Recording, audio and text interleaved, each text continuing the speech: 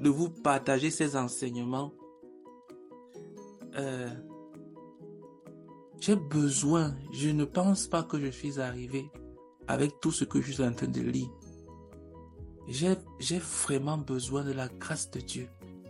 Sinon, je serais en train d'être un hypocrite terrible et dire des choses contre moi-même, c'est-à-dire prononcer des jugements, parce que les gens pensent qu'ils peuvent juste enseigner ce qu'ils veulent.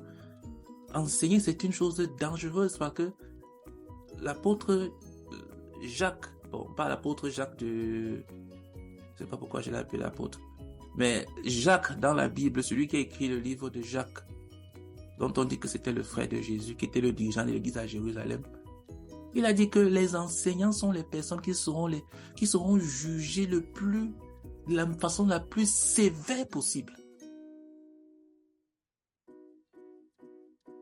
Les gens qui seront jugés de manière la plus sévère possible. Quand on dit qu'on va donner nombre de coups là, les gens qui seront traités le plus durement, ce sont les enseignants.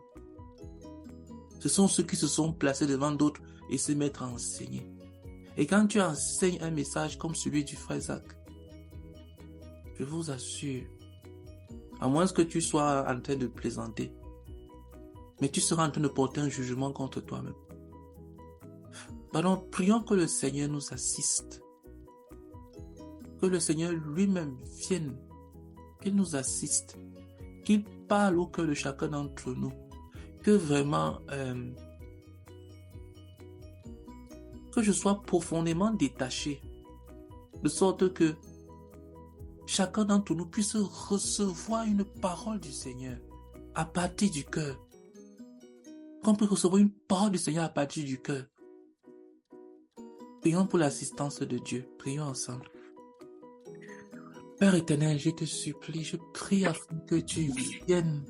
Oh Seigneur, viens nous assister. Oh Seigneur, viens nous assister. Viens nous enseigner.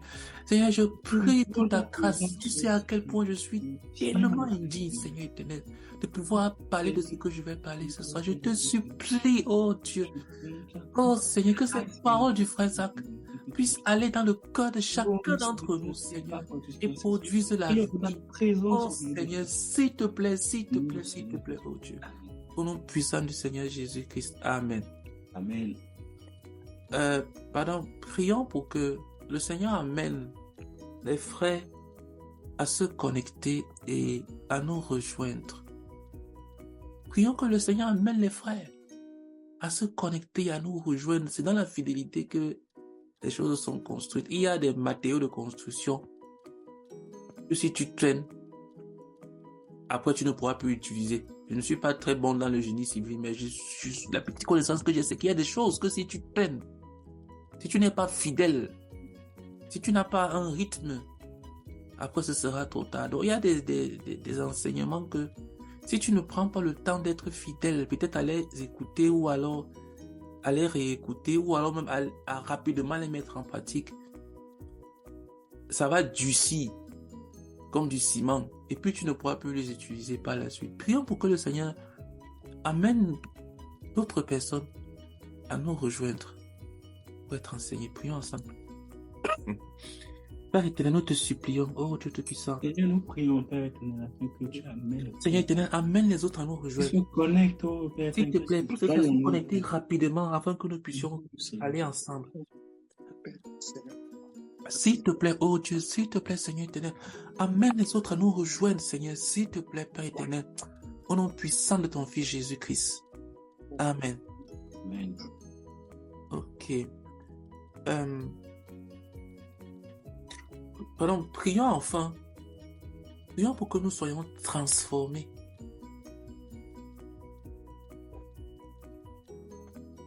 Dans toute interaction avec Dieu, il y a toujours deux parties. Dans quelle que soit la relation que tu as avec le Seigneur, dans tout ce que Dieu peut faire ou bien qui peut arriver dans ta vie chrétienne, il y a toujours deux parties. Il y a ce que Dieu doit faire et que lui seul peut faire et que toi tu ne devrais même pas essayer de faire, sinon tu vas gâter. Et il y a ce que toi seul dois faire et que Dieu ne fera jamais à ta place. Même dans 50 ans, il ne fera pas parce qu'il ne peut juste pas faire ça à ta place. Donc dans toute chose, il y a toujours deux parties.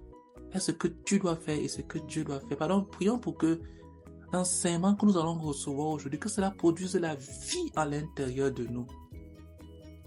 Que ce vouloir et ce faire que Dieu va produire à l'intérieur de nous fait passer à l'action. Parce que quand tu vas écouter l'enseignement, le Saint-Esprit va produire des choses dans ton cœur. Tu vas entendre des choses. Tu vas te sentir poussé à faire des choses. Et il y aura comme des impulsions intérieures à l'intérieur de toi. Ça, c'est la part de Dieu. Dieu va t'attirer. Parce que personne ne peut être attiré à Dieu si ce n'est pas Dieu lui-même qui le fait. Donc Dieu va t'attirer intérieurement pendant que tu seras en train d'écouter l'enseignement.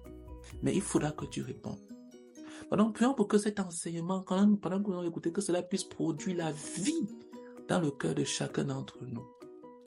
Et que nous mettions cela en pratique. Prions ensemble. Père éternel, nous te supplions. Nous prions pour que ce que nous allons écouter ce soir, Seigneur, s'il te plaît, que cela produise la vie dans le cœur de chacun d'entre nous. Oh Père éternel, s'il te plaît, que cela produise la vie dans le cœur de chacun d'entre nous. Oh Seigneur, pendant que tu vas produire le vouloir et le faire dans le cœur de chacun d'entre nous, accorde à chacun d'entre nous d'obéir à ce que tu vas mettre dans son cœur et de mettre cet enseignement en pratique. Oh Seigneur, s'il te plaît, Père Céleste, au nom puissant du Seigneur Jésus-Christ. Amen. Ok. Donc, une seconde, je vais partager. Je suppose que juste toi, tu m'as déjà donné les droits. Oui, ok. Donc, pardon. Nous allons continuer avec les lois du succès spirituel. Nous sommes à la 5e loi. La 4e loi que nous avons vue la semaine dernière, c'était toujours sur le péché. Et c'était comme quelque chose pour nous amener à saisir le danger du péché dans nos vies. Quelqu'un ne peut pas réussir avec le péché dans sa vie. Et je veux toujours préciser, ici, nous parlons du succès selon Dieu. C'est pour ça que vous voyez là les lois du succès spirituel. Il y a beaucoup de livres qui sont écrits sur le succès. Il y a de très grands hommes qui ont écrit des lois sur le succès où tu n'as pas besoin de Dieu pour réussir. Et ils ont raison. Que personne ne vous trompe que sans Dieu, il ne peut pas réussir. Il peut réussir, il va même très bien réussir. Mais il va réussir dans son monde, à lui. Mais devant Dieu, il est un échec total. Il va réussir. Il y a beaucoup de non-croyants qui ont un certain genre de succès que nous connaissons. Donc, nous parlons ici du succès selon Dieu. Si quelqu'un veut réussir selon le modèle céleste, de sorte que lorsqu'il va arriver devant Dieu, il puisse recevoir une récompense. C'est ça que nous sommes en train d'étudier. Nous ne sommes pas en train d'étudier le salut. Les lois que nous voyons ici, ce ne sont pas les lois du salut. C'est-à-dire que ça ne va pas ajouter au salut. Bien entendu, quelqu'un qui vit dans le péché, il est en train de confirmer qu'il n'est pas sauvé. Quelqu'un qui est sauvé va se séparer de tout péché. Mais ce que nous étudions ne sont pas des lois du salut. On n'est pas en train d'étudier comment être sauvé. Ici, là, on prend pour acquis que nous sommes déjà sauvés. Maintenant, on est en train d'étudier comment réussir à avoir du succès dans ce que nous faisons. Quelles sont les lois que nous devons mettre en application? Et comme nous avons déjà dit, la différence entre une loi et une règle, c'est qu'il n'y a pas d'exception avec la loi. Avec la règle, tu peux la mettre en application.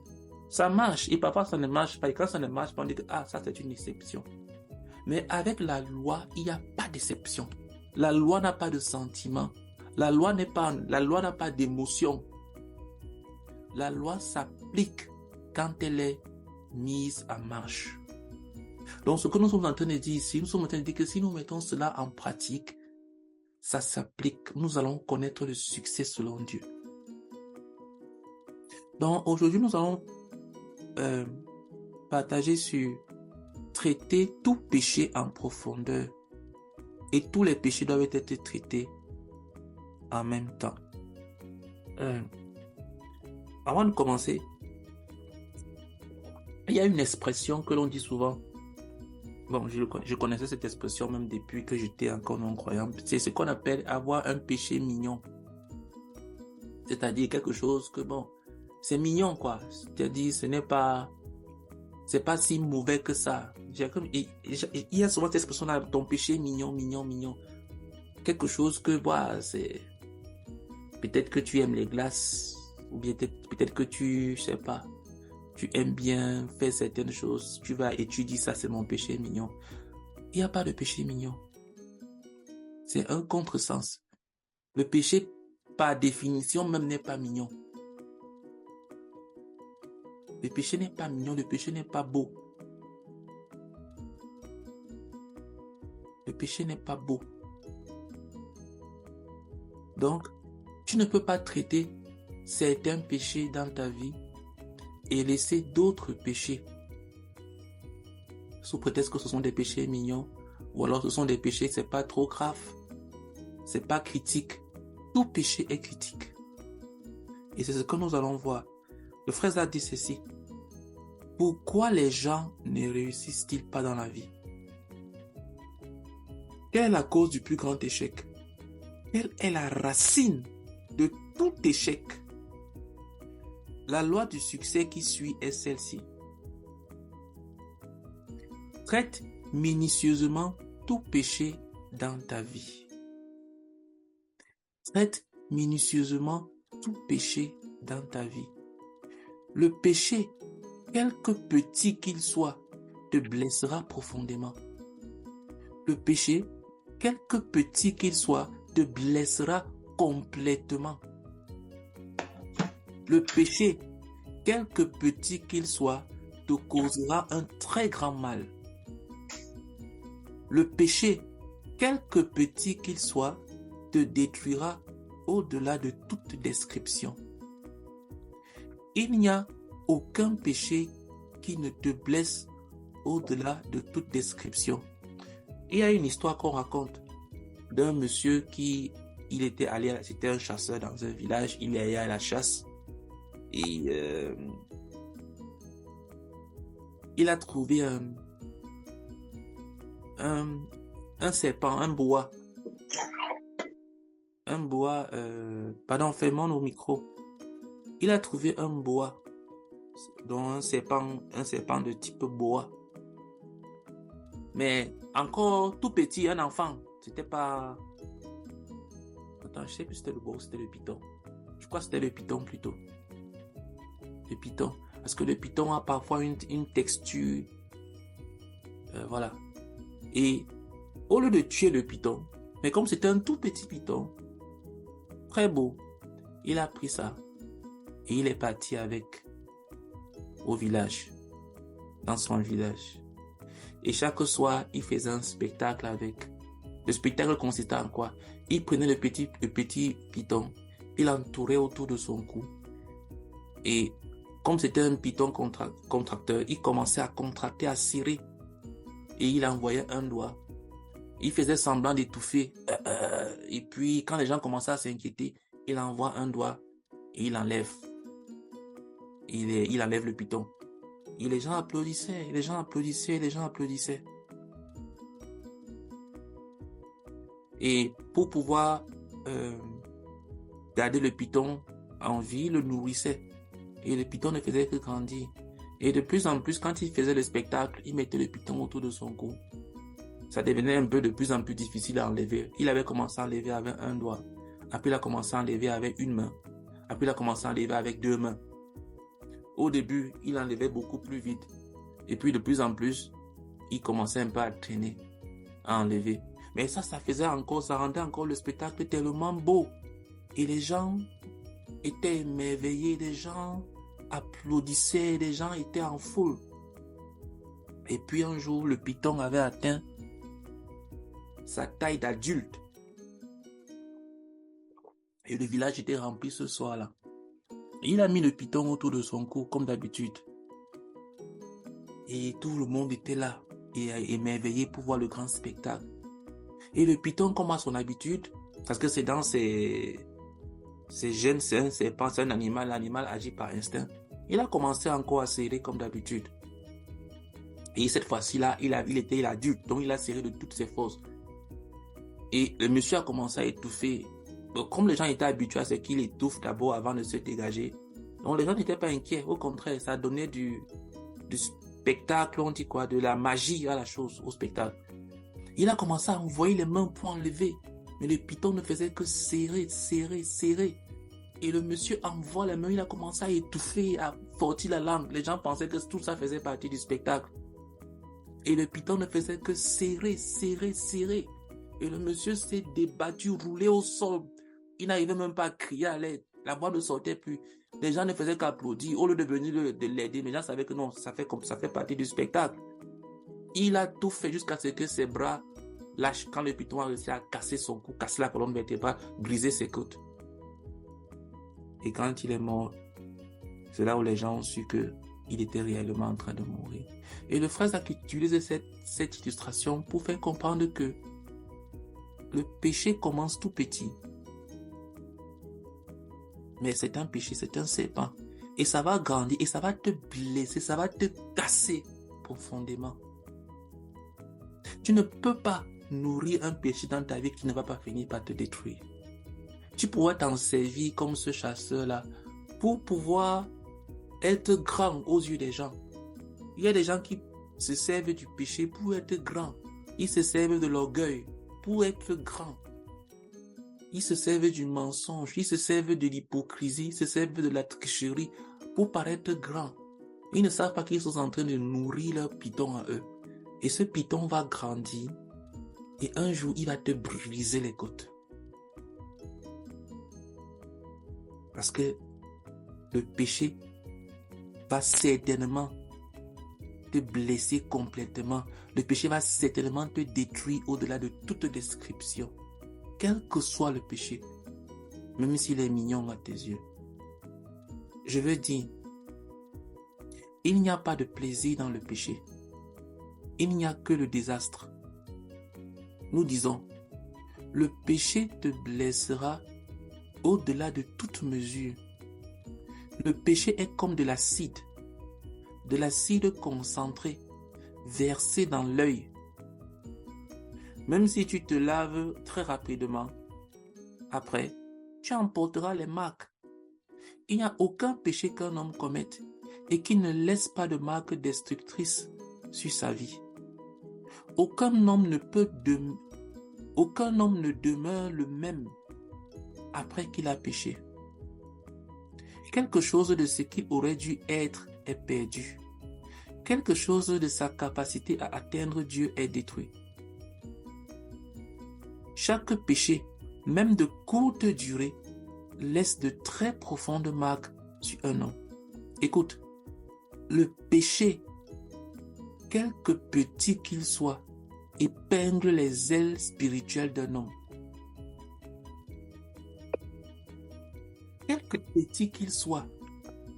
Si on te dit épingle, ça veut dire que ça va t'empêcher de t'envoler.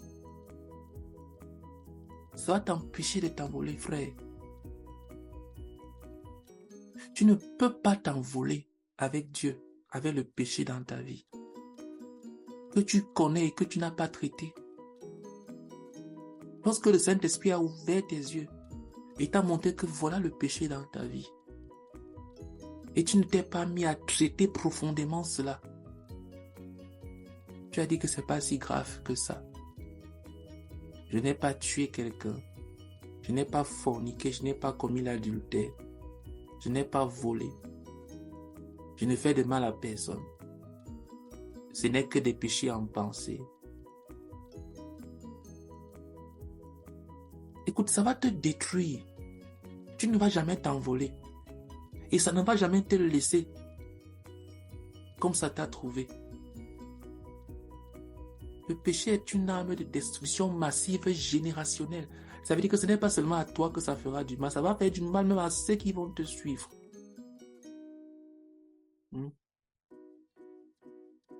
Tu ne peux pas commettre un péché et rester la même personne. Ce n'est pas possible.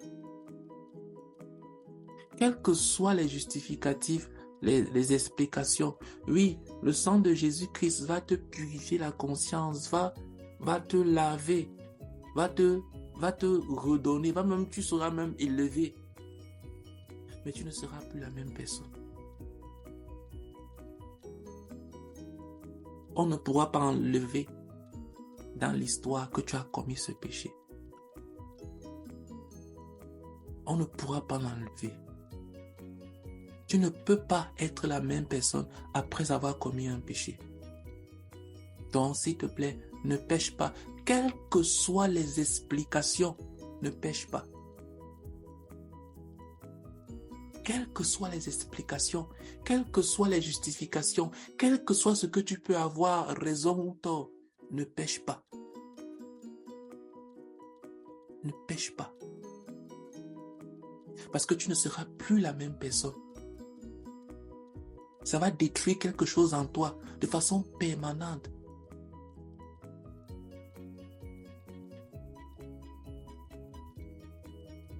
Ne pêche pas.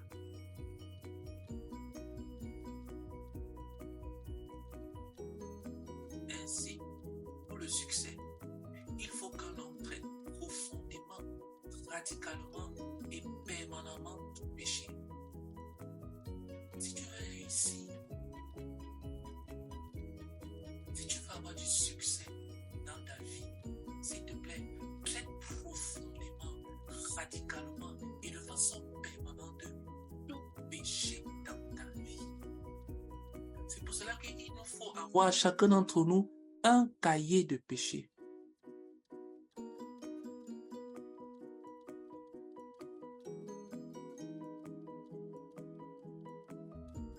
Il nous faut avoir un cahier où tu notes pour prendre au sérieux ta vie et les péchés qu'il y a à l'intérieur. Quelqu'un qui n'a pas un cahier de péché, il n'est pas sérieux avec Dieu. Pour lui, ses péchés, c'est dans le vent. Il n'est pas sérieux avec Dieu. D'accord, on dirait qu'il y a une question. Bonjour. Ok. Donc, quelqu'un qui n'a pas un cahier de péché,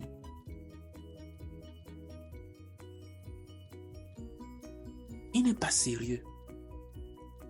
S'il te plaît, procure-toi un cahier personnel, intime, où tu ne vas montrer cela à personne. C'est ta vie entre toi et Dieu. Et à l'intérieur, traite radicalement tout péché dans ta vie.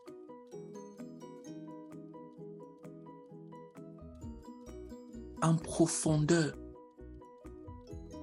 Ne passe pas rapidement. La dernière fois, on a vu que jusqu'à ce qu'un homme ait vu ce que le péché fait au cœur de Dieu, il ne peut pas réellement se repentir. La vraie repentance découle de ce que les yeux sont ouverts sur le mal que le péché fait au cœur de Dieu. Et cela ne descend pas instantanément sur les gens. Pourquoi? Parce que ce que nous voyons en premier, ce sont les conséquences du péché. On ne voit pas ce que le péché fait au cœur de Dieu, mais on voit les conséquences sur nous d'abord. C'est pour ça qu'on ne peut pas réellement se repentir. Donc tu as besoin d'un cahier de péché pour écrire le mal que tu as fait chaque jour et les présenter devant Dieu pour que Dieu ouvre tes yeux afin que tu puisses traiter cela en profondeur, radicalement, au lieu de passer dessus rapidement. Seigneur, pardonne-moi, et puis c'est fini.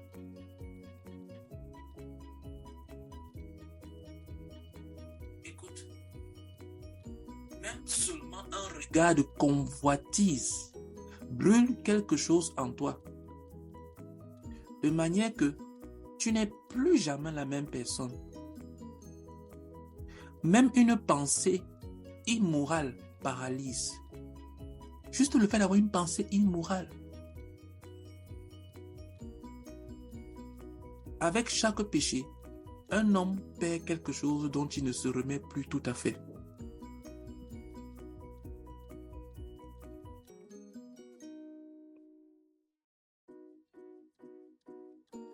Juste le fait d'avoir une pensée immorale. C'est-à-dire quoi? Le diable t'insuffle parce que il te montre telle personne, il te dit, regarde, pense de cette façon. Parce que c'est souvent comme ça que ça commence.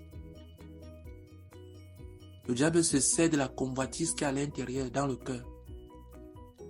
Et il t'insuffle cette tentation-là. Et toi maintenant, au lieu de rejeter cela tout de suite, tu commences à dire, c'est vrai que la personne là est comme ça. C'est vrai que cette personne a fait comme ça. C'est vrai. Tu commences à trouver des points d'accord avec la pensée de Satan qu'il t'a insufflé. C'est comme ça que tu tombes dans le piège des pensées. Parce qu'il y a beaucoup de pensées qui traversent notre esprit, qui ne viennent pas de nous. Mais il y a des esprits séducteurs qui sont là pour nous insuffler beaucoup de choses dans la tête. À cause de la convoitise de nos cœurs. Parce qu'ils nous ont étudiés. Ils savent comment nous réfléchissons. Ils savent que si toi tu es une personne très sensible, voilà ce qu'il faut que quelqu'un fasse. Donc du coup, quand tu remarques que quelqu'un t'a fait telle chose, rapidement il t'insuffle, il te chuchote à l'oreille telle pensée. Il dit, mais regarde, elle a agi comme ça envers toi. Hein? Et toi, tu ne sais même pas que ce ne sont pas que ces pensées-là ne viennent pas de toi, mais ça vient de Satan. Mais tu les acceptes. Tu les intériorises, tu te les appropries. Et tu tombes dans le péché. Et tu n'es plus la même personne. Récemment, j'ai lu l'histoire de David. Après la rencontre avec Bathsheba, David ne s'était jamais remis. Il fut pardonné, mais il n'était plus le même homme du tout.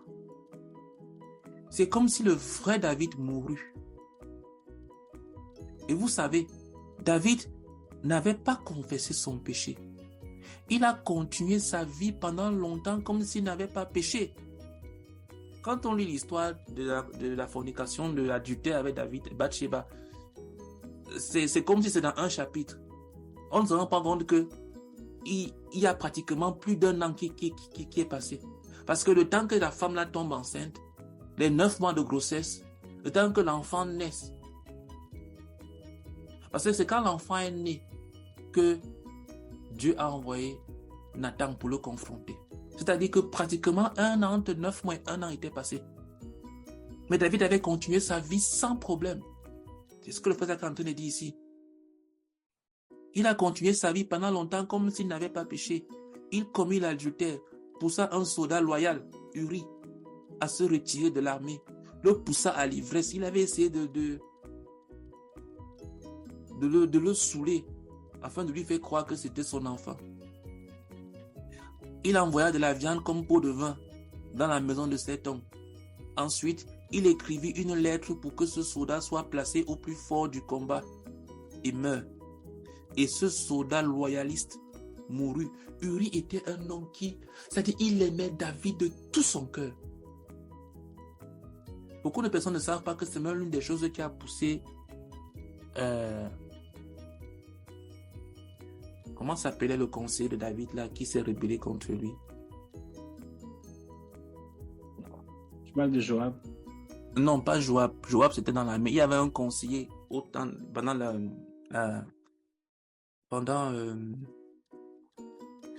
la rébellion de Absalom.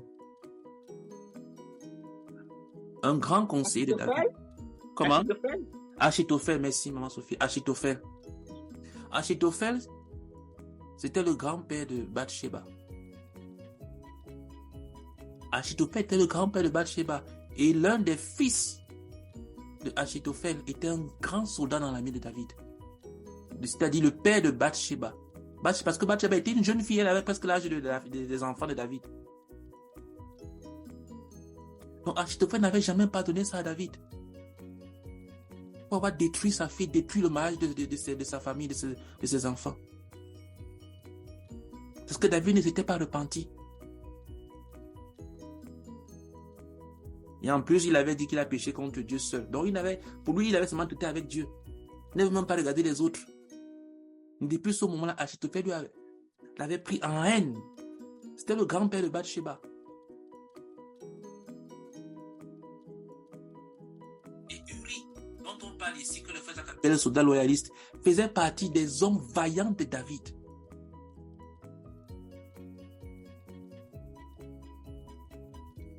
Et même le père de Bathsheba était un vaillant soldat de David. Donc ce soldat-là mourut. Et David a pris sa femme qui avait l'âge de sa fille. Et il continua sa vie comme si rien ne s'était passé. Pendant que la grossesse se développait, et jusqu'à terme, sa conscience demeura endurcie pendant les 9 mois. On ne dit rien. C'est pour ça que vous voyez ça faire un chapitre. Parce que David n'avait rien à voir avec Dieu. Les méditations étaient terminées. Il avait arrêté de méditer. La lecture de la parole terminée. Les psaumes terminés. Il écrivait, c'était fini. Pourquoi? Parce qu'il vivait dans le péché. Pendant ces 1 an-là, sa conscience se demeura endurcie. Il fit comme si toute chose était normale. Il était le roi. Qui pouvait se lever contre lui. C'était le roi. Les gens qui utilisent parfois l'autorité pour éteindre les autres. Quand tu arrives au point où plus personne ne peut te faire des reproches, tu es sur le chemin de la mort.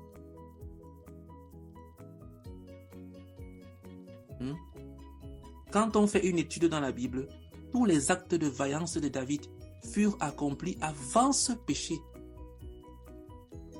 La gloire du royaume était avant ce péché-là. Regardez bien, dès qu'il a péché, dès que le chapitre là fini, le chapitre qui suit, c'est l'inceste de Amnon avec Tamar. Allez étudier la Bible. Dès que le chapitre qui vient après là, c'est juste la dégringolade. Après cela, Amnon se rébella. Il commit l'inceste. Absalom l'assassina. Absalom, il y a une dégringolade terrible. Parce que David a eu 1 an pour traiter. Il a fallu que Dieu vienne, envoie Nathan. Parce qu'il avait endurci son cœur. Et pendant ce temps, les gens qui le connaissaient comme étant un homme de Dieu, avec tous les psaumes qu'il avait écrits, avec tout le Dieu qu'il avait transporté, les gens ont commencé à calomnier Dieu. C'est pour ça que Dieu dit que tu as fait pécher, tu as les ennemis de l'Éternel. Parce que les gens voient David. Les gens savaient ce qu'il avait fait. Puisque ce n'est pas lui qui est parti en personne appeler Bathsheba. Il a envoyé des gens. Donc les gens savaient ce qu'il avait fait. Même Joab le tenait. Joab savait que c'est lui qui avait demandé de placer Uri. Donc Joab savait que c'est lui qui avait tué Uri. Parce que Joab avait reçu la lettre. Pour ceux qui connaissent la Bible. Et Joab savait, quand il a vu après épouser la femme d'Uri, il savait que ce que David avait fait, ce complot-là. Donc pendant les 1 an là, Joab savait, il tenait David. Imaginez un peu quel genre de vie il a mené. Imaginez toutes les calomnies. Comment est-ce que les gens se sont dit, mais comment est-ce que un homme de Dieu fait des choses comme ça? Après, il va nous parler de Dieu. Imaginez comment est-ce que ce que Joab a dû penser, que toi qui aimes toujours parler de Dieu, tu tues quelqu'un, tu prends sa femme. Imaginez la rancœur que Achitophel a dû avoir.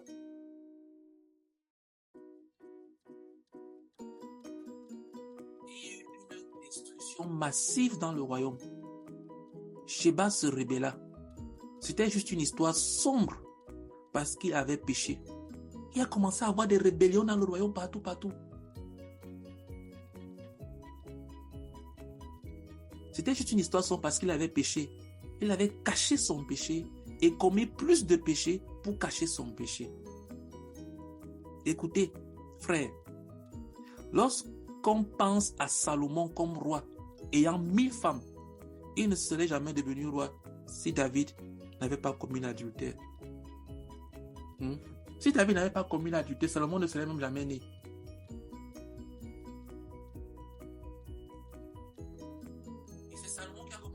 introduit ces idoles-là dans le royaume d'Israël à cause de l'argent, à cause du commerce.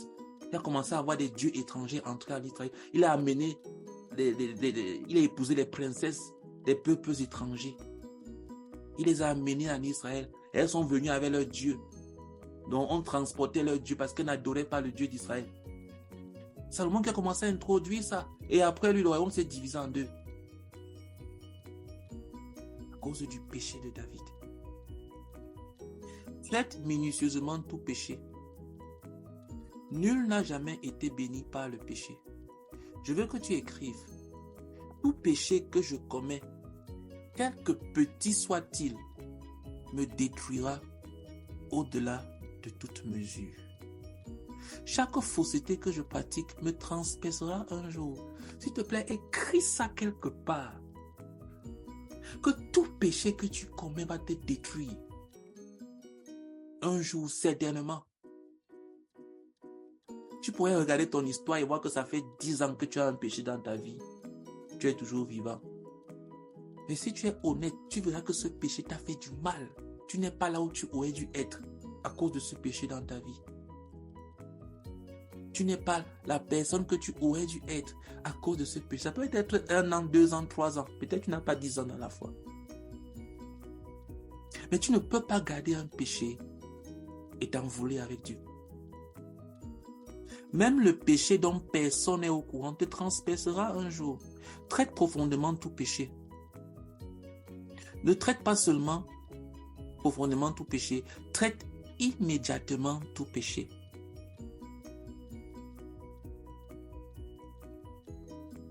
Nous avons dit que le péché est comme l'acide dans l'œil. Plus il y reste longtemps, plus il cause de dommages. Et quelquefois, le dommage est irréparable. Dieu pardonne, c'est un fait. Mais les conséquences demeurent. Même après que tu as lavé l'œil pour ôter l'acide, le dommage causé à l'œil demeure. Traite profondément et immédiatement tout péché. Si tu penses que tu vas te donner du temps, tu as un péché, c'est comme quelqu'un qui dit que ok, il y a un serpent qui est entré dans ma chambre. Mais j'ai trop sommeil. Je ne sais pas où il est. Il doit être caché dans mes habits ou dans mes affaires. Je vais d'abord dormir. Demain matin, quand je serai en forme, je vais chercher ce serpent-là et je vais le tuer. On peut raisonner de cette façon-là. Même si c'est à 3 heures du matin et que tu es épuisé, tu as travaillé toute la journée et on te dit qu'il y a un serpent qui est caché dans ta chambre, dans ta maison. Même pas dans ta chambre, même seulement dans ta maison. Est-ce que tu vas dormir? Tu vas dire que non, dormons d'abord. Demain, je suis trop fatigué maintenant, dormons. Demain, on va le chercher. Qui raisonne comme ça? Qui pense comme ça? Mais c'est ce que beaucoup de personnes font avec le péché. Le péché est dans leur vie. Et ils ont d'autres priorités. Ils connaissent que voilà le péché qui est dans ma vie. Le voici, c'est ça. Mais je vais d'abord faire autre chose. Ce n'est pas trop grave. C'est parce que la personne est aveuglée. Ça, c'est l'aveuglement. Tu ne vois pas. Parce que si Dieu ouvre tes yeux pour que tu vois que le péché est un serpent dans ta vie, tu ne vas pas dormir. Tu vas le traiter immédiatement. Le sommeil va fuir de tes yeux. Tu n'auras pas envie de faire autre chose que de traiter cela dans ta vie. C'est ce qui se passe quand Dieu ouvre les yeux de quelqu'un. Quand tu découvres un péché dans ta vie, ne fais rien d'autre avant de l'avoir détruit, avant d'y avoir mis fin. Chaque seconde de plus est destructrice au-delà de toute mesure. Les gens traînent. Ils traînent à traiter le péché. Ça va te détruire davantage. Parce que le péché, c'est comme un parasite. Il se nourrit de ton obéissance. C'est-à-dire que quoi? C'est-à-dire que plus tu obéis, plus tu te livres au péché et plus tu le renforces. C'est-à-dire qu'il prend du poids, il prend du volume, il prend des muscles pour pouvoir te serrer davantage, pour pouvoir t'étrangler davantage. plus tu tardes à traiter le péché, plus tu continues à obéir au péché, et plus tu es en train de donner de la force, tu es en train de nourrir un serpent dans ta vie. Il y a des moments où tu as la capacité rapidement de t'en sortir. Tu sais comment éviter d'être surpris. Tu sais comment éviter d'être attrapé. Mais tu es en train de nourrir ce python dans ta vie. Un jour, ça va te briser les côtes. Donc, si tu ne traites pas immédiatement le péché, tu es en train de le fortifier et le rendre encore plus difficile à traiter. Détruis-le à la racine, dès la base, dès que tu l'as connu. Que Dieu ne te parle de rien d'autre que de ça. Si tu n'as pas médité et il y a un péché que tu traînes dans ta vie et que mais Dieu te parle d'autre chose, c'est quel est ce Dieu-là qui voit un péché, un serpent dans ta maison et il te parle de la vie, du beau temps? Quel est ce parent qui peut venir te rendre visite et il voit la tête d'un serpent qui dépasse sous le canapé quelque part? Et il te dit, et il te parle de la vie, de tout et de rien. Un parent peut agir comme ça. Il te demande comment est-ce que tu vas, comment tu te portes, quelle est ta santé, comment vont tes études, comment va ton travail. N'est-ce pas que dès qu'il va voir le serpent, il va dire, mais qu'est-ce que tu as chez toi là-bas? Il va crier que, mais pas le serpent. Donc quelqu'un qui a un péché dans sa vie, mais dans sa relation avec Dieu, Dieu lui parle d'autre chose. Je ne sais pas quel est ce Dieu-là. Je ne sais pas de quel Dieu peut voir le péché dans ta vie. Regardez, pendant ces 1 an-là, Dieu a parlé de quoi avec David? Qu'est-ce que Dieu lui a dit? La première chose que Dieu lui dit, c'est la repentance. C'est de traiter ce péché. Après ce 1 an d'endurcissement. Pareillement avec Abraham. Quand Abraham a couché avec Sarah contre la volonté de Dieu et qu'il a eu Ismaël, pendant 13 ans, la Bible ne nous dit rien sur Abraham. Parce que sa relation avec Dieu a été coupée. Il n'y avait pas d'apparition. Il n'y avait pas de... Et dès que Dieu arrive, Dieu lui dit, fais attention. Sois intègre. Donc quelqu'un qui a le péché dans sa vie et qui continue à avoir une relation avec Dieu, où Dieu lui parle de son avenir, comment Dieu va le bénir et tout. Franchement, je ne sais pas de quel parent peut agir comme ça. Un parent qui vient chez moi et qui voit un serpent dans ma maison, mais il me parle d'autre chose.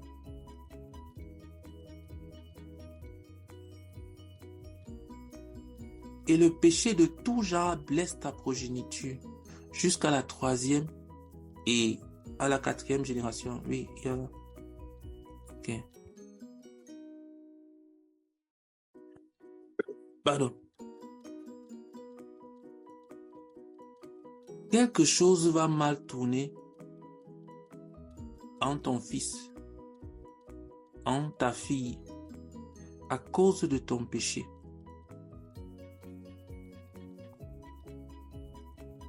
Un homme pêche pour sa progéniture. Chaque péché que je commets est un couteau enfoncé dans mon cœur, même si je réussissais à l'oublier.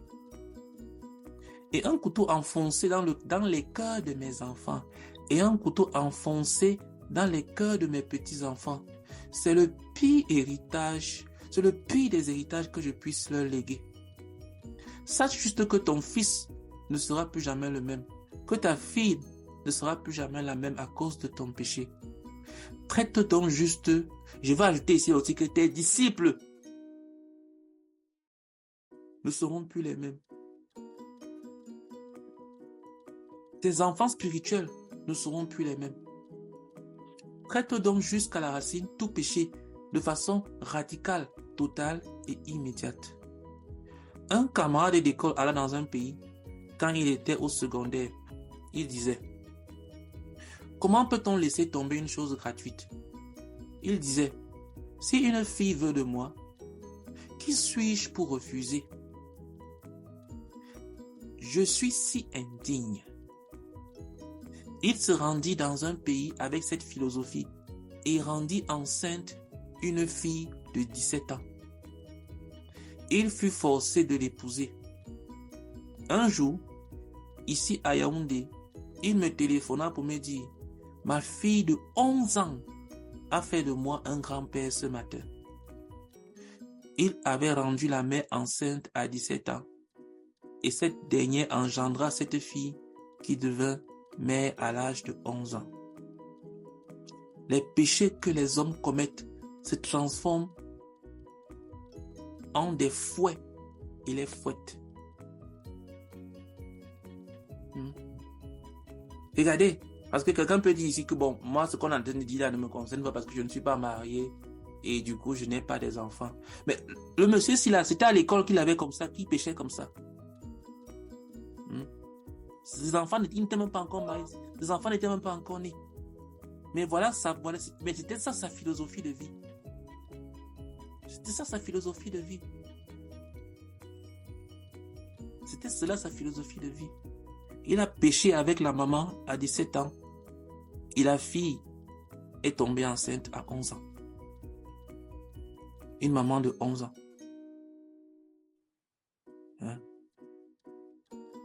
Donc tu pourrais te dire que non, je ne suis pas marié, je n'ai pas d'enfant, donc ça ne me concerne pas. Tu te trompes. Le péché que tu commets aujourd'hui va se retrouver dans tes enfants, que tu auras peut-être dans quelques années. Ça se retrouvera dans tes disciples que tu vas avoir, que tu vas gagner. Les péchés que les gens commettent deviennent codés dans les gènes de leurs enfants. Traite tout péché en profondeur. Accomplis la restitution dans sa profondeur, sa largeur et sa hauteur. C'est fondamental. Quand tu es en train de traiter un péché, demande-toi quelle est la restitution dans ce péché. Et il y a tout un livre que le frère a écrit qui s'appelle La restitution, un message pour les vainqueurs. Je vous conseille de lire ce livre parce que il n'y a pas de véritable repentance sans restitution. Le fait seulement de dire, ok, je suis désolé. Demande-toi toujours comment est-ce que je peux restituer, c'est-à-dire quoi? Comment je peux corriger la chose? En Israël, au temps de la loi, quand tu volais un bœuf, ce n'était pas juste un bœuf que tu venais remettre. Tu ne devais pas seulement dire que je suis désolé d'avoir volé le bœuf. Tu devais ajouter encore dessus. Tu devais restituer.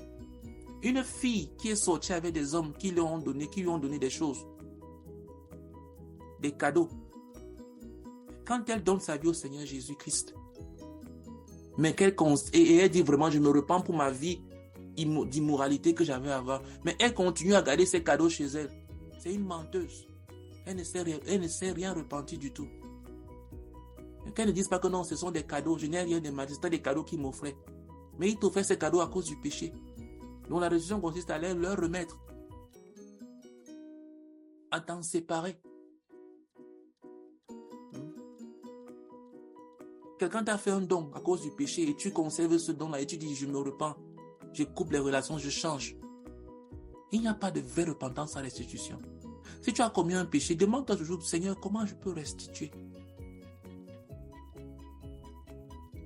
Et je suis sûr que même si ce sont des péchés en pensée, et que tu demandes au Seigneur, il va te montrer comment restituer même des péchés en pensée. C'est-à-dire que personne d'autre n'est au courant, sauf toi et Dieu, et le diable. Nous étions en train de prêcher à Bafoussam, une ville au Cameroun. Un homme en larmes s'avança vers nous et prit le microphone. Il nous dit, j'ai été mis en prison à l'âge de 21 ans pour avoir rendu une fille enceinte. Mon fils est actuellement en prison à l'âge de 19 ans pour avoir rendu une fille enceinte. Écoute, traite profondément tout péché dans ta vie. À l'âge de 21 ans, si son fils peut-être n'était pas encore né, peut-être même que c'est lui qui est né de cette fille-ci. Ou pas. S'il te plaît, traite profondément tout péché maintenant dans ta vie. Achète-toi un cahier de péché et mets-y par écrit tout ce que tu connais dans ta vie qui n'est pas correct. Et de la même façon que on nous a enseigné à méditer chaque jour. Consulte ton cahier de péché chaque jour. Avant de fermer les yeux, demande-toi, Seigneur, est-ce qu'il y a un seul péché que je garde encore dans ma vie? Je ne veux pas dormir avec un péché que je connais. Et quand tu te lèves le matin, demande, Seigneur, est-ce qu'il y a encore un seul péché que je garde dans mon cœur? Je ne veux pas commencer cette journée avec un péché dans le cœur. Mais traite profondément tout péché. Accomplis la restitution à son plus haut degré de hauteur, de profondeur, de largeur. De cette manière, tu déferas ce que ton péché a causé en tes enfants. La restitution, par exemple, pour quelqu'un qui a péché, il y a certaines personnes qui ont dû prendre leur télévision et aller casser. On parle du frère Jean Gankoué qui avait la télé chez lui. Il a pris ça, il est parti casser. Une fois, le frère Zach avait pris un canapé qui était dans son bureau. Il a mis le feu dessus. Il a brûlé. Il n'a pas dit que je vais donner ça à quelqu'un d'autre qui a besoin, non.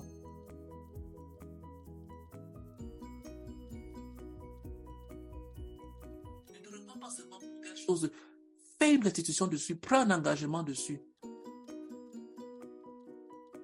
Hein?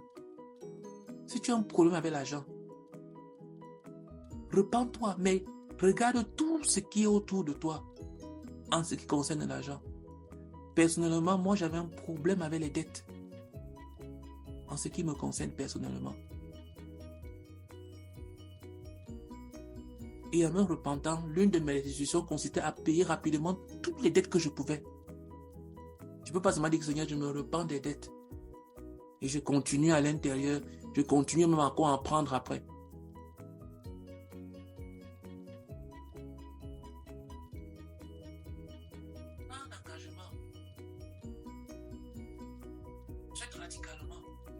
Parle pas juste avec ta voix, que ta voix te pousse à agir d'une certaine façon. C'est de ça que le frère ça parle.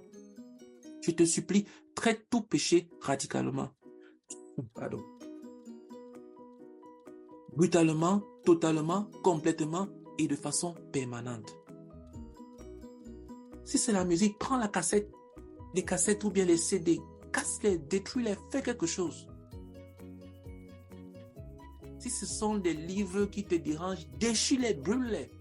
Si ce sont des vêtements, déchire-les, brûle-les. Si tu les donnes à quelqu'un, après tu vas les récupérer. Ou bien chaque fois que la personne va porter ça, la convoitise va aller dans ton cœur. Si quelque chose est un objet de chute, ne donne pas ça à quelqu'un d'autre. Détruis ça.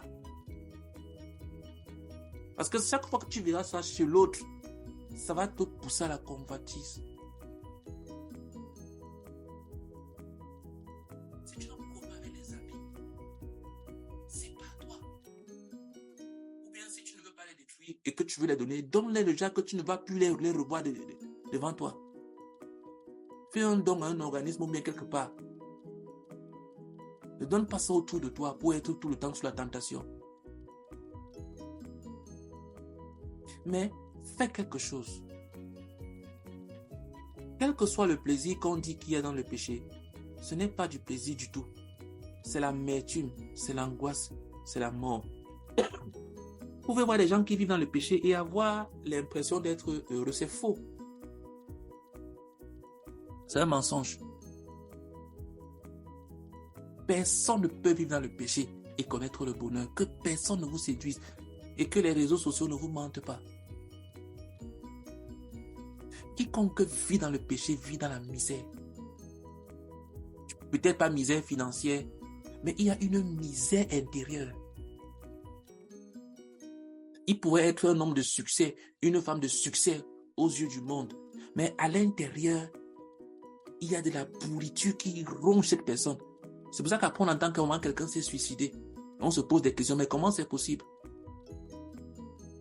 Des gens qui meurent tout jeunes. Mais pourquoi?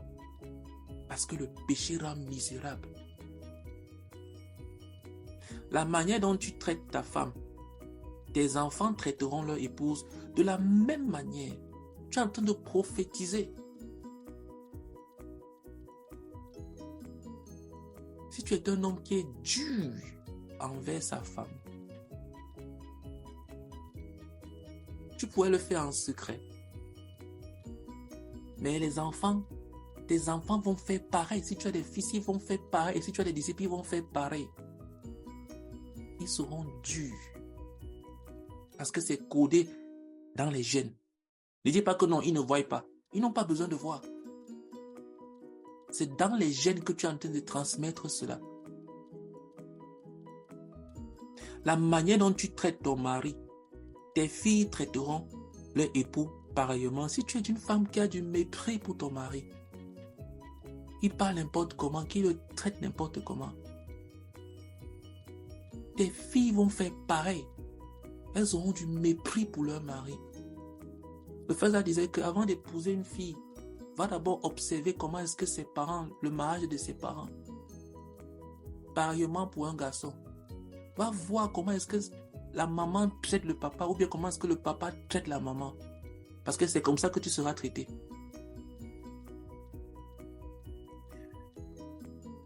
Une raison pour laquelle je supplierai les parents dans un mauvais mariage de ne pas divorcer, c'est que leurs enfants divorceront aussi. Quand les gens décident de divorcer, ils sont en train de prophétiser. Ils vont dire non, on se fait trop de mal ensemble, mieux on ne se sépare pas. Le divorce est un acte permanent pour des problèmes passagers. Parce que tout mariage a des problèmes. Un mariage qui n'est qu'une lune de miel éternelle sans problème, c'est un faux mariage. Ça n'existe pas. Parce que même nous, en tant qu'Église, avec le Seigneur Jésus-Christ, qui est le mari de l'Église, il y a des problèmes. C'est pour ça qu'il est en train d'intercéder pour nous, pour l'Église, pour la rendre sans tache. Si le mariage de Jésus même a des problèmes, combien de fois pour le mariage pour nous-mêmes?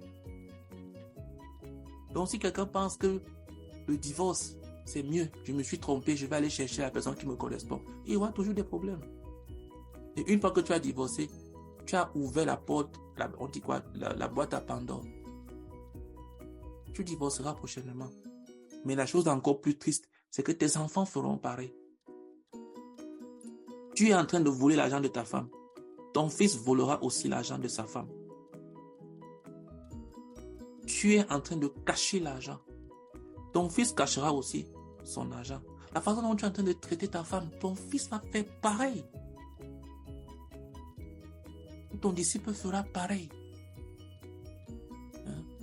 Pose-toi la question de savoir, est-ce que j'aimerais que mon enfant traite son épouse comme ça? Est-ce que j'aimerais que mes disciples traitent leurs épouses de cette façon? Alors, au lieu de leur bavader, casser les oreilles pour les enseigner, je vais plutôt vivre ce que je veux qu'ils fassent, le meilleur enseignement. Parce que les gens sont plus transformés par l'observation que par l'écoute. Ce que tu vois demeure plus que ce que tu entends.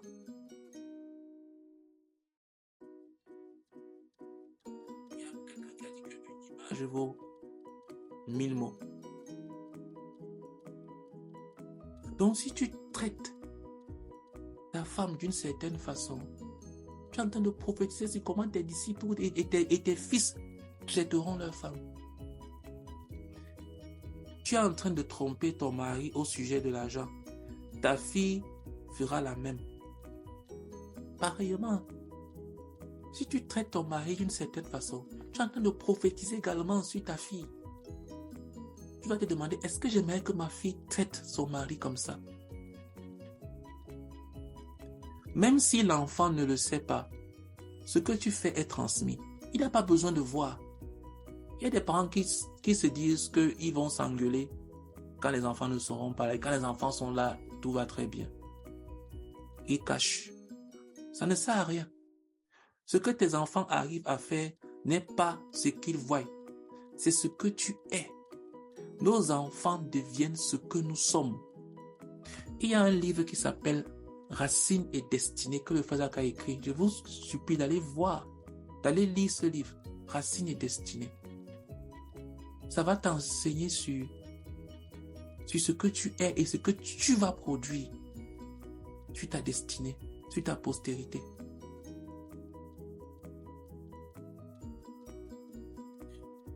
Toutes choses peuvent être cachées. Nos pensées sont transmises à nos enfants. Nos désirs leur sont transmis. Nos motifs leur sont transférés. Notre apparence leur est transférée. L'attitude vis-à-vis de l'apparence. Ce sur quoi nous concentrons nos regards leur est transmis. Nos attitudes leur sont transmises. Nos goûts leur sont transmis. Nos valeurs leur sont transmises. Notre langage leur est transmis. Nos actes leur sont transmis. Nos possessions leur sont transmises. C'est pour ça que Dieu nous enseigne à faire une séparation radicale avec la famille naturelle d'où tu viens. Pourquoi? Parce que ce que tu as vu dans tes parents là, c'est en toi. Tu pourrais te dire que non, moi je suis devenu un chrétien, un enfant de Dieu, mais c'est en toi. Il faut juste la bonne occasion, c'est-à-dire que les conditions favorables soient réunies pour que ça puisse se manifester, mais c'est en toi. Donc si tu n'as pas fait de séparation radicale, les choses de tes parents sont en toi. Leurs attitudes, leurs goûts, leurs valeurs sont en toi. C'est juste caché à l'intérieur. C'est pour ça que nous devons faire la séparation avec la famille naturelle. Nous devons briser les liens. Nous devons briser les liens. C'est en toi. Et quand je parle de famille naturelle, ne dis pas que non, mes parents sont croyants. Je parle de famille biologique naturelle où tu as été élevé. C'est en toi. C'est en toi. Et il y a même des gens qui n'ont jamais connu leurs parents biologiques. Mais ils manifestent ce que leurs parents biologiques étaient. Peut-être ils ne les ont jamais rencontrés. Tu vas avoir une fille ou bien un homme qui a été abandonné à sa naissance par ses parents. Ou bien par sa parente, sa maman. Mais quand elle grandit, elle va faire la même chose que cette femme qu'elle n'a jamais connue a fait. Pourquoi? Parce que c'est en elle, c'est à l'intérieur. C'est transmis. Et il y a un moment, mais tu sors ça d'où? Qui t'a appris des choses comme ça? Ça vient d'où? C'est à l'intérieur d'elle. Nous ne transmettons pas seulement ce qu'ils voient. Cela est même trop peu de choses. Nous transmettons ce que nous sommes, notre être même, les profondeurs de nos attitudes, les profondeurs de nos valeurs, les profondeurs de nos choix. Le rétrograde engendrera des enfants qui vont soit rétrograder, soit ne jamais se convertir. C'est pour ça qu'on voit des gens qui sont à l'église, qui ont des enfants, mais qui les enfants n'explosent jamais.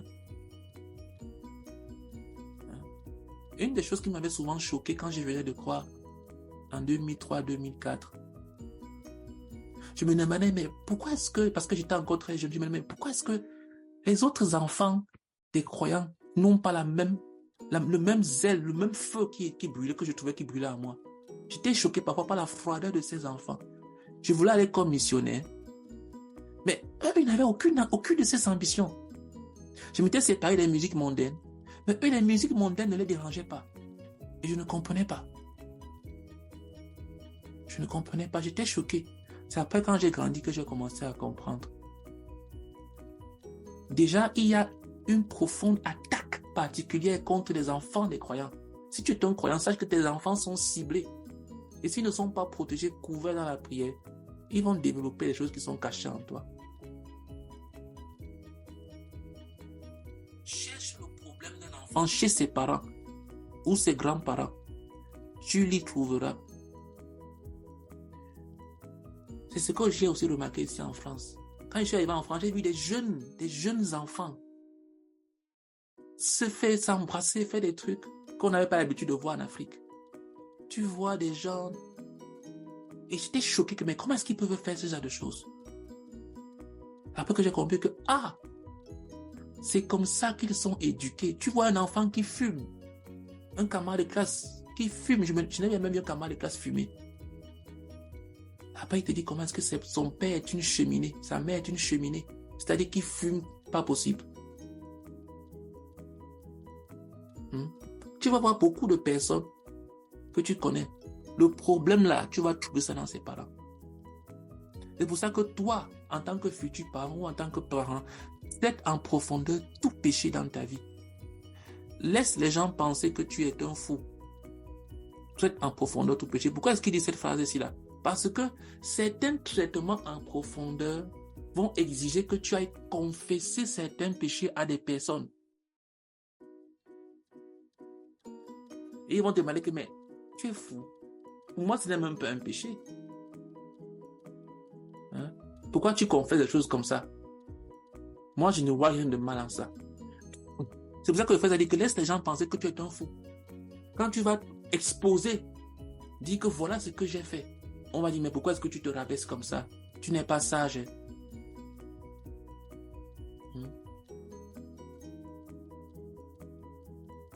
Tu vas te mettre à genoux devant quelqu'un pour lui demander pardon parce que c'est l'esprit t'a demandé de te mettre à genoux. Je connais un frère qui s'était mis à genoux devant son grand frère. Il était un non-croyant.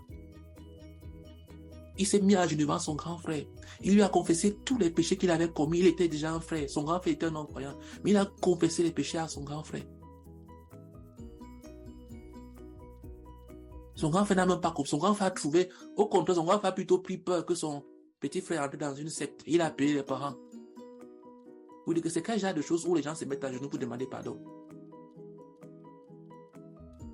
Mais ce frère-là que je connais devait obéir à Dieu.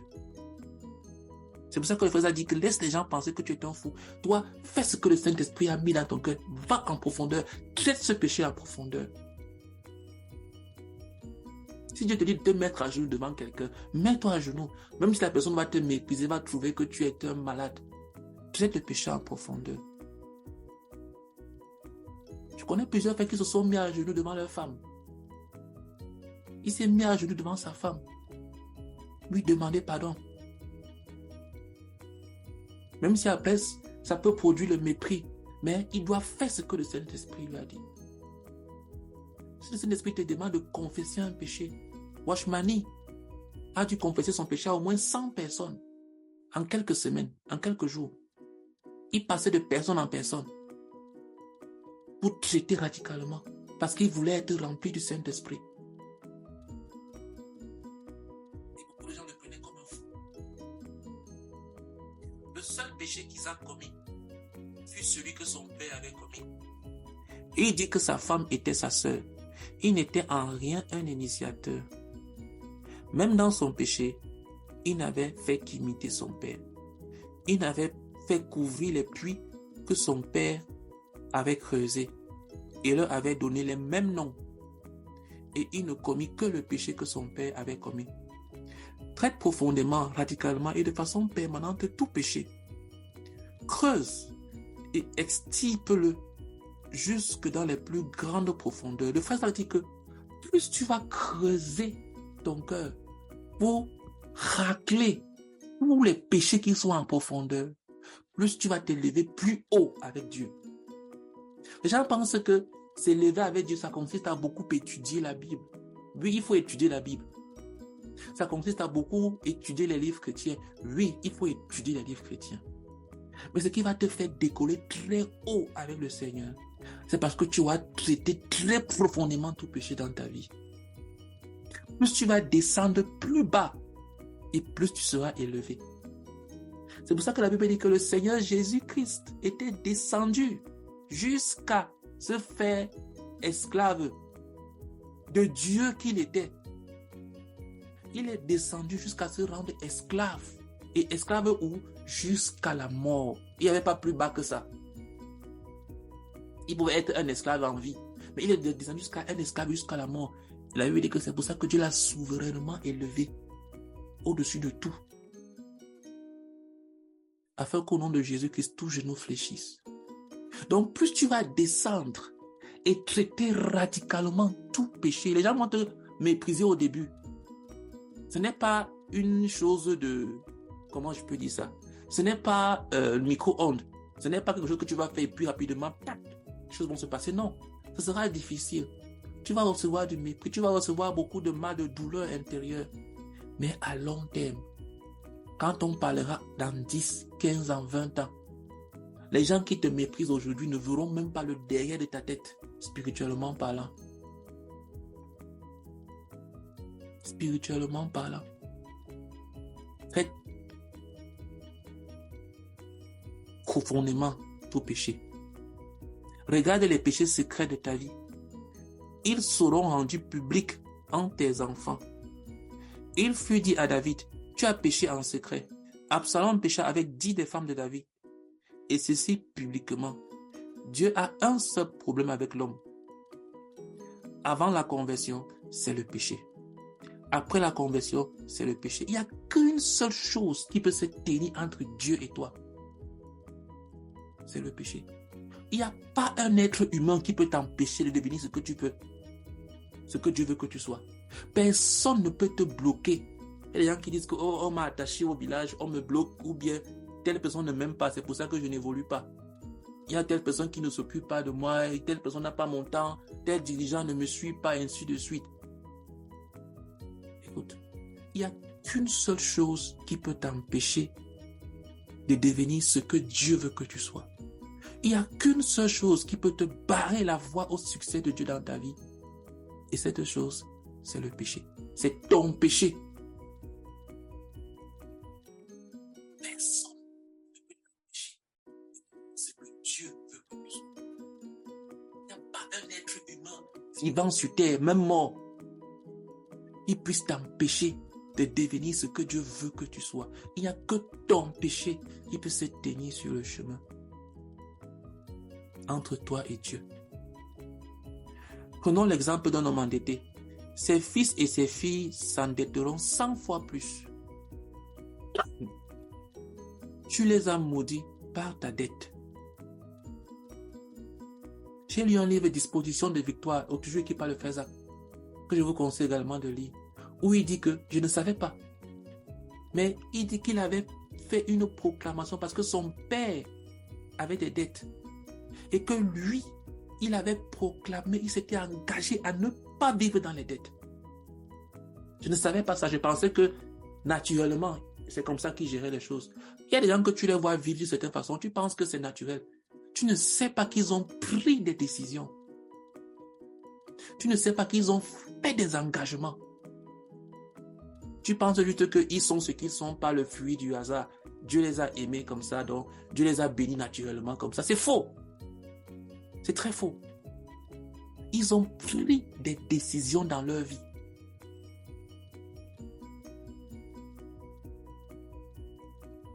Et plus longtemps tu gardes la dette, plus elle les enchaîne.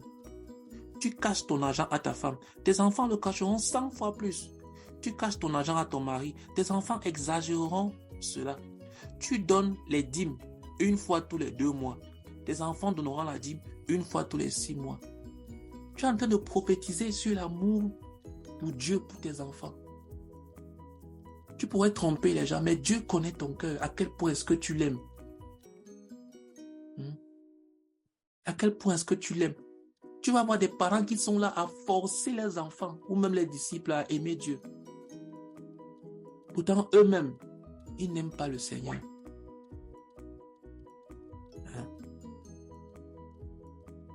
Il y a une loi dans le traitement du péché.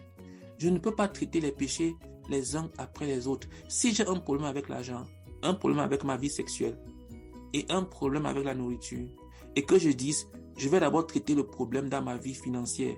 Un jour, je traiterai le problème dans le domaine du sexe. Et un autre jour, je traiterai avec la gloutonnerie. Écoutez, frère, ça ne marchera pas de cette manière. L'homme qui ne traite pas tous les péchés le jour où il en prend connaissance, mais qui en garde un pour le traiter la semaine prochaine en disant « je traiterai avec un seul maintenant », se trompe au-delà de toute mesure. Ce péché ne le quittera pas. Plusieurs frères demandent « pourquoi est-ce que je confesse ce péché, mais il est toujours là ?» C'est parce qu'il y a d'autres péchés qui ne sont pas traités. Aussi longtemps qu'ils sont là, cet autre péché ne s'en ira pas. Pourquoi? Si je garde un péché tout en demandant à Dieu d'ôter l'autre péché, le Seigneur ne m'écoutera pas. Si je garde le péché dans mon cœur, le Seigneur ne m'entendra pas. Ainsi, si je garde un péché pendant que je suis en train de traiter les autres, le Seigneur ne m'entendra pas. S'il y a un péché que je connais et dont je ne veux pas me séparer maintenant, et s'il y a un autre péché dont je décide de me séparer, ce dernier ne s'en ira pas. J'ai rencontré des frères disant de telles choses insensées, qu'ils sont en train de traiter un domaine de péché, et quand ils auront fini, ils passeront à un autre péché. Frère, vous ne serez pas libérés. Ainsi, un homme qui veut traiter le problème d'argent tout en gardant le problème d'immoralité sexuelle ne connaîtra pas de délivrance. Si un homme a un cobra dans un coin de sa maison et un python et une vipère dans un autre coin et qui disent « Aujourd'hui, je m'occuperai du python. Un jour, je déciderai de m'occuper de la vipère. » Il est un homme mort. Si un homme est en train d'être méchant envers sa femme et qui dit « Non, je veux plutôt résoudre le problème de ma dette », il ne résoudra aucun problème. Frère, tu ne peux pas traiter un péché après l'autre. En fait, il ne s'agit pas de se dire, ok, on va être parfait tout de suite. Tu ne peux traiter que ce que tu connais. Il y a d'autres choses qui sont dans ta vie que tu ne connais pas encore. Parce que la lumière est progressive. Si Dieu te montre tout ce que tu es, peut-être même que tu peux même penser à te suicider. Ou alors tu vas tomber dans totalement l'inaction, tu vas tomber dans une dépression. Tu vas dire que vraiment ça ne vaut même plus la peine que je vive, que je fasse quoi que ce soit parce que je suis tellement mauvais. Par conséquent, Dieu te montre les choses progressivement dans ta vie. Mais ce que Dieu t'a montré, si tu décides de monceler cela, de commencer par traiter ce qui te semble le plus odieux à tes yeux, et tu laisses le reste, ça ne marchera pas.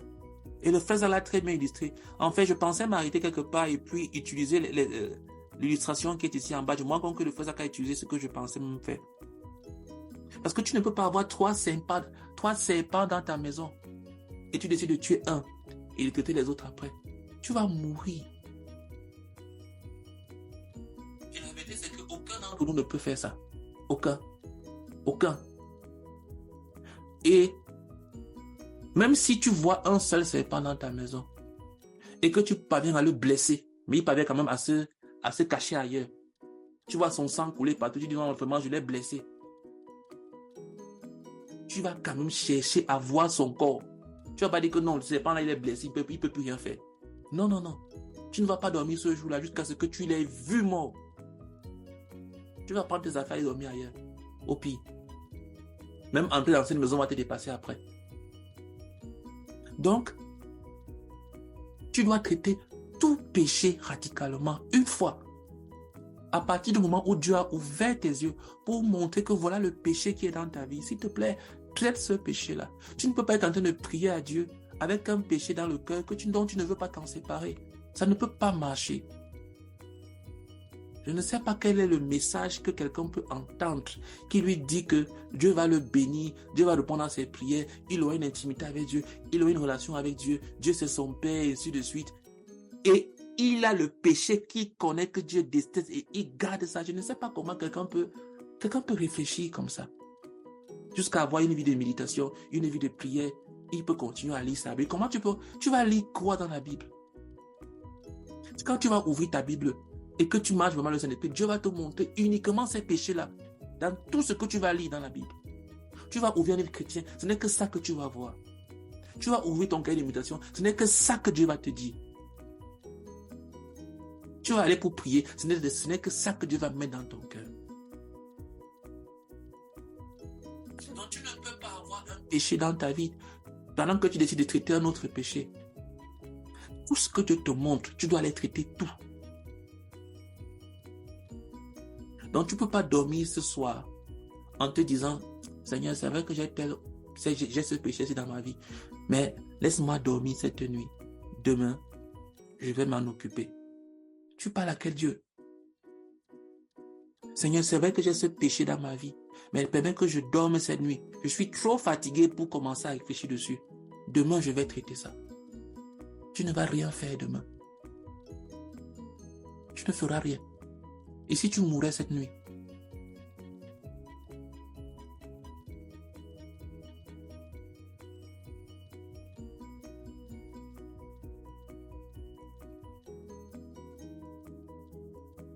Le péché se tient entre Dieu et toi. Si je sais que le péché de mensonge est là et que je ne le confesse pas et ne l'abandonne pas, mais que je dise, je vais confesser ma colère, cette confession va cogner sur ce péché de mensonge et reviendra. Elle rebondira. Il faut traiter tout péché. Il faut finir immédiatement et totalement avec tout péché. Washmani avait mis les choses en ordre. Voilà. Avec 143 frères en une semaine. C'est ce que je suis en train de dire. 143 frères en une semaine. Il n'a pas dit que non, je vais aller progressivement. Ou alors il n'a pas dit que non, il ne faut pas qu'on me considère comme un fou.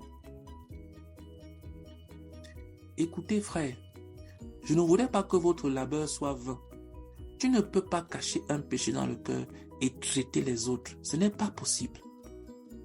Ne dis donc pas, je peux continuer dans mon immoralité pendant que je traite le problème de mes dettes. Ma paresse peut continuer pendant que je traite le problème de mes dettes. C'est de la fausseté, frère. C'est de la fausseté. Il n'y aura pas de délivrance. Tu passeras toute ta vie dans un piège. Tu vas croire que tu es délivré, mais c'est faux. Dieu ne peut pas t'écouter parce qu'il y a le péché qui se tient entre toi et lui. C'est tout ou rien. Ceux d'entre vous qui marchaient avec Dieu savaient qu'il est impossible d'être en communion avec Dieu pendant qu'un péché demeure. Ce n'est pas possible. Tu ne peux pas te dire que je ne veux pas de ça dans ta vie. Tu sais que Dieu ne veut pas de ça dans ta vie. Et tu dis que tu es en communion avec Dieu. Tu médites, tu lis ta Bible, tu pries, tu prêches même l'évangile, tu continues avec. Ce n'est pas possible. Peut-être tu as cru à un autre Dieu. Mais le Dieu de la Bible, ce n'est pas possible. Oui, certains d'entre vous marchent avec Dieu et certains d'entre vous ont marché avec Dieu.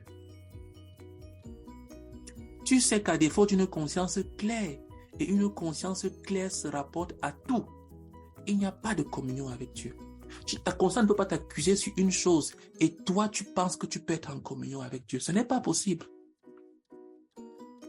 Ta conscience ne peut pas mettre le doigt sur un péché dans ta vie que tu connais. Tu sais que tu as blessé tel frère. Tu t'es mal comporté envers telle personne. Mais tu vas quand même avoir tes 3 heures de prière.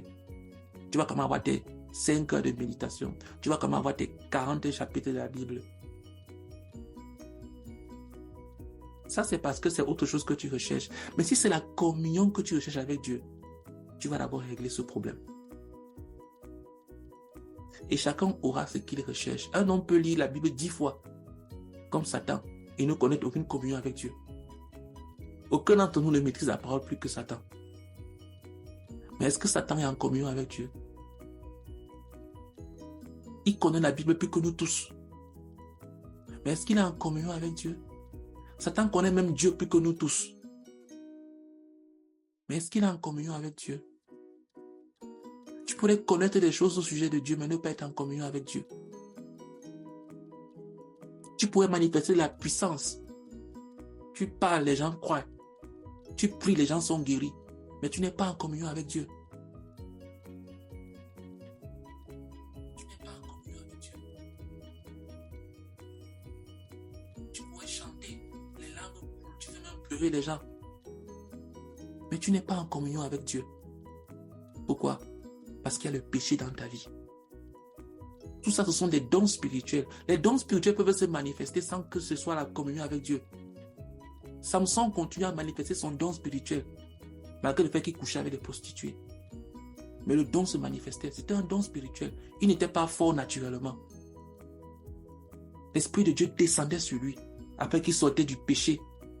C'était son don spirituel. Donc tu peux manifester des dons spirituels. Ça ne signifie pas que tu es en communion avec Dieu.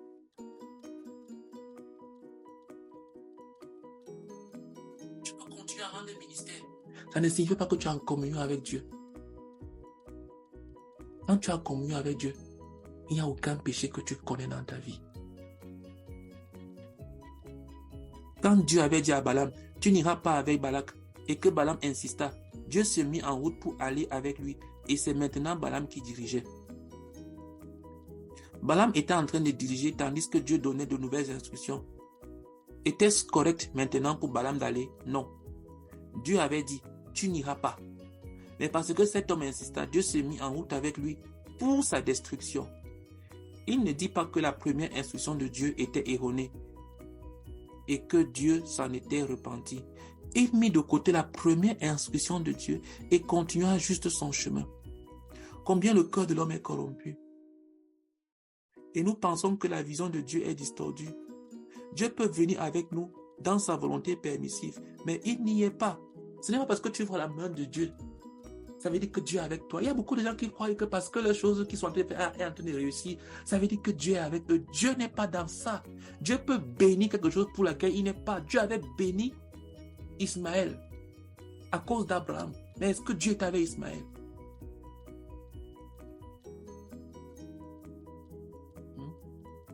Ne dis pas que la bénédiction de Dieu, c'est la preuve que Dieu est avec moi. Non. Dieu peut te laisser partir. Dieu avait même... oh là là. Je vous assure que je n'avais même pas lu ça. Dieu avait béni Ismaël, n'est-ce pas? Mais Ismaël était-il dans les desseins de Dieu? Non. Abraham n'aurait jamais dû descendre en Égypte. Une fois que je m'engage sur le chemin de la désobéissance, tout ce qui s'accomplit le long du chemin servira à la longue au dessein du diable. On ne peut pas faire avancer le royaume de Dieu sur le chemin de la désobéissance. Donc, s'il te plaît, que la bénédiction de Dieu ne te trompe pas. Que la manifestation de tes dons spirituels ne te séduise pas. S'il te plaît, est-ce qu'il y a le péché dans ta vie? Voilà la question que tu dois te poser. Ne dis pas que, ok, voilà ce que j'ai fait, j'ai prié et ça a marché. Voilà ce que j'ai fait ça et ça a marché. Ça veut dire que Dieu est avec moi. Non! Ça ne veut pas dire que Dieu est avec toi. On ne mesure pas la communion avec Dieu par rapport au succès dans ce que nous faisons. Non.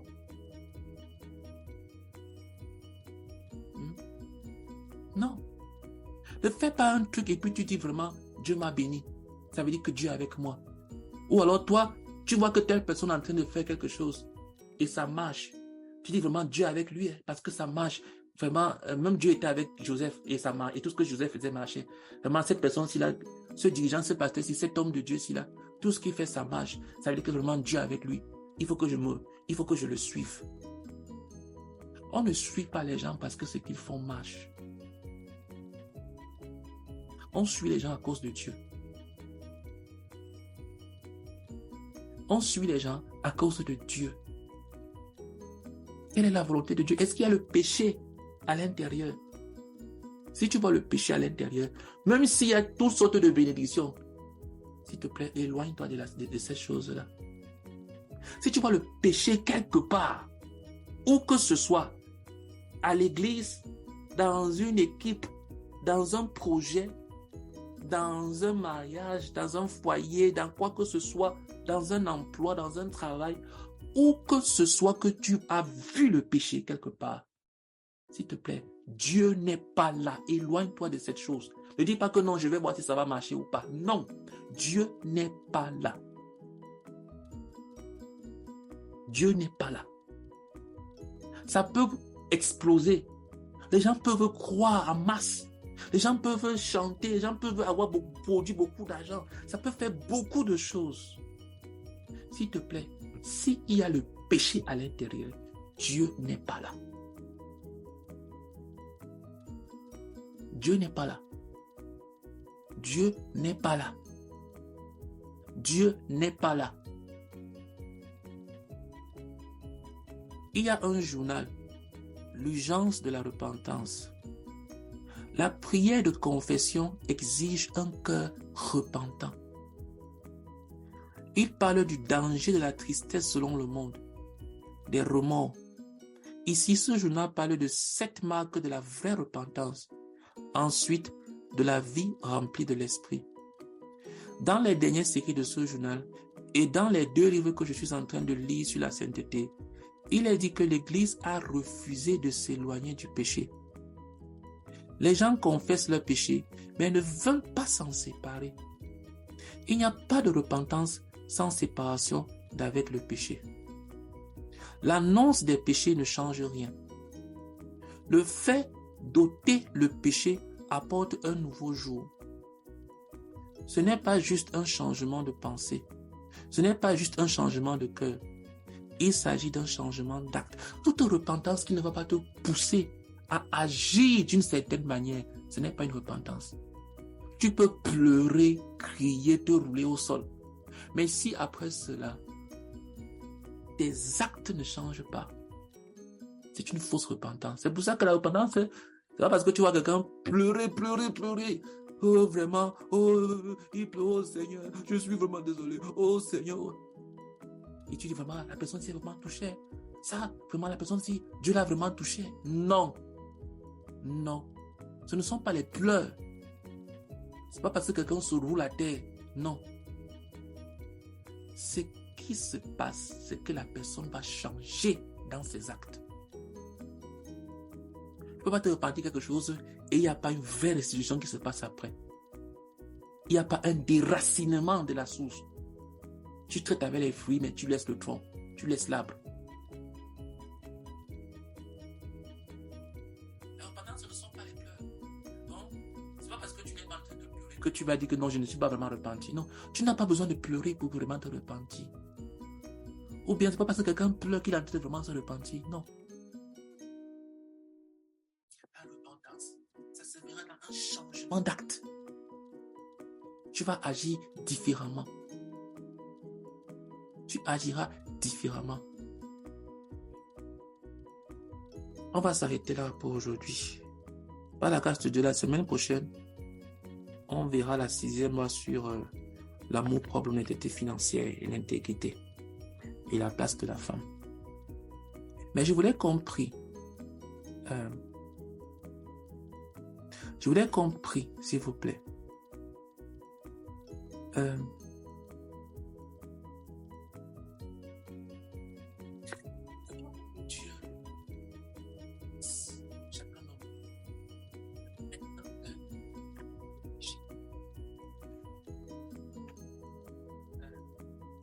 c'est un don de Dieu. Je vous ai dit qu'il y a des choses que Dieu seul peut faire et que toi tu ne peux pas faire. Mais il y a des choses que Dieu ne fera pas à ta place. Et que tu te donnes un cœur qui est dans le péché. Ça, c'est un don de Dieu. Tu ne peux pas manipuler ça. Tu ne peux pas créer ça. Et si tu ne l'as pas, n'accuse pas Dieu pour dire que, ok, Seigneur, comme tu ne m'as pas donné, ça veut dire que ce n'est pas ma faute. Non, tu n'as pas demandé. Donc, c'est ta faute. Si tu ne l'as pas. Mais que Dieu te bénisse avec un cœur qui déteste le péché. Il déteste tout péché dans ta vie. Prions ensemble. Père éternel, Seigneur, je prie au nom puissant de ton Fils Jésus-Christ, oh Dieu. Seigneur, visite chacun de nous, oh Dieu, visite chacun de nous, Seigneur.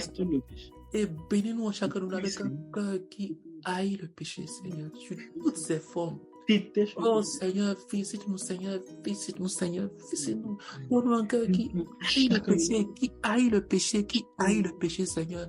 S'il te plaît, oh Dieu, s'il te plaît, oh Dieu, s'il te plaît, oh Dieu. Au nom puissant du Seigneur Jésus-Christ. Amen.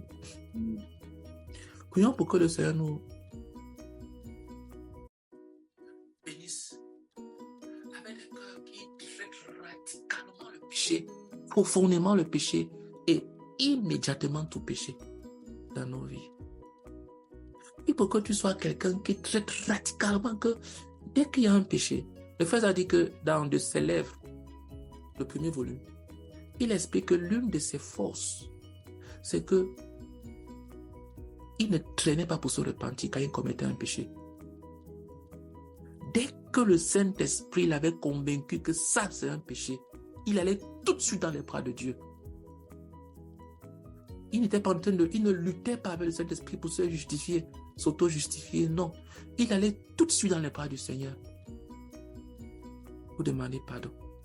Pardon, prions pour que Dieu nous bénisse avec des cœurs qui traitent radicalement le péché, rapidement le péché, en profondeur tout péché dans nos vies. Prions ensemble. Père éternel, nous te supplions, visite-nous, oh Dieu, et accorde à chacun d'entre nous des cœurs, un cœur qui traite radicalement tout péché dans nos vies, Seigneur. Oh Seigneur Dieu Tout-Puissant. Et un cœur qui traite immédiatement tout péché dans nos vies, Seigneur. Et un cœur, Seigneur éternel, qui traite en profondeur tout péché dans nos vies. S'il te plaît, oh Dieu, visite-nous, Seigneur, nous te supplions. Au nom puissant du Seigneur Jésus-Christ. Amen. Ok, on va s'arrêter là. Est-ce que quelqu'un a une question? Sinon, on va prier et puis on va se séparer. Ok. Alors, bénissons le Seigneur ensemble pour ce moment d'enseignement. Et bénissons-le pour tout ce qu'il nous a enseigné. Prions ensemble. Seigneur, nous te bénissons et nous te rendons grâce. Seigneur, nous te bénissons, nous te rendons grâce. Merci, Père. Grandement, Père éternel, pour ce moment d'enseignement. Merci pour tout ce que tu nous as dit. Merci pour tout ce que tu nous as enseigné, Seigneur. Merci grandement, Père. Au nom puissant du Seigneur Jésus. Amen. Amen. Ok, je ne sais pas si c'est possible que Maman Sophie prie pour nous. S'il n'y a pas le bruit autour d'elle, si elle peut parler. Seigneur, nous te bénissons. Merci pour Thierry. Merci pour le don d'enseignant la parole, Seigneur. Merci de ce que tu nous nourris. Multiplie ce qu'il nous donne, Seigneur. Multiplie et ramène-nous prochainement, Seigneur. Protège-nous, rends-nous invisibles. Rends-nous invisibles à l'ennemi, Seigneur. Rends-le invisible à l'ennemi. Et multiplie le don que tu as mis en nous. T'en supplions au nom de Jésus-Christ. Amen. Amen. Merci beaucoup à tous. Merci beaucoup. Bonne soirée.